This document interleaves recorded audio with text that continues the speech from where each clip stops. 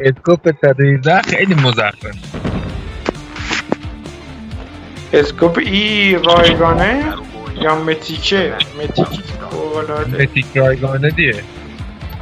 نه خود متیکی گفت فوق‌العاده ولی متیک رایگانه. ولی این چیزه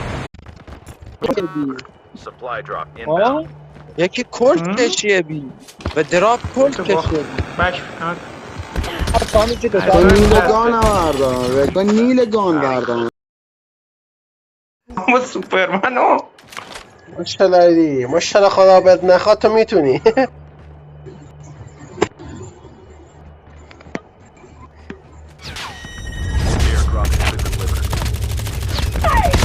ای خدا بد نخواد. بکت پشت جا وات کن یک شما زیر مایک داره؟ اسکه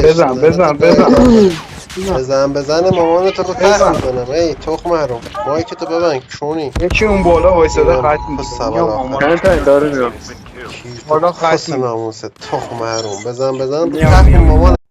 نظر ایر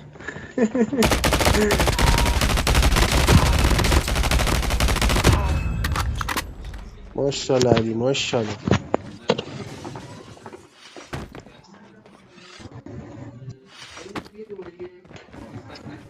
با بلشتی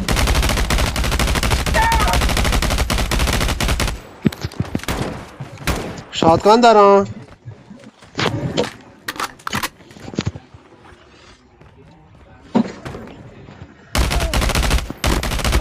آرمور 200 سپورت که فیلتر ریفیلتر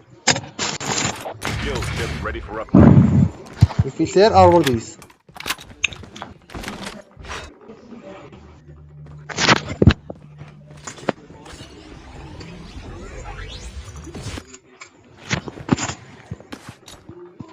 ریفیلتر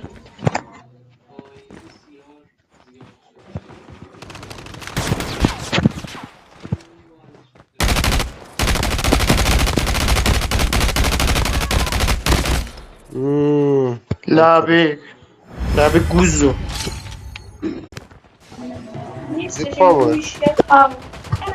اومدم بیا بالا تخم حروم بیا بالا. یا تخم داری بیا میرم تو کسه اومدم پایین مادر روبرو احمد به روبرو اومدم پایین مادر احمد خبر بده نفر آخر شد کپا مخد لگو بکن سگ حلال علی داره یاد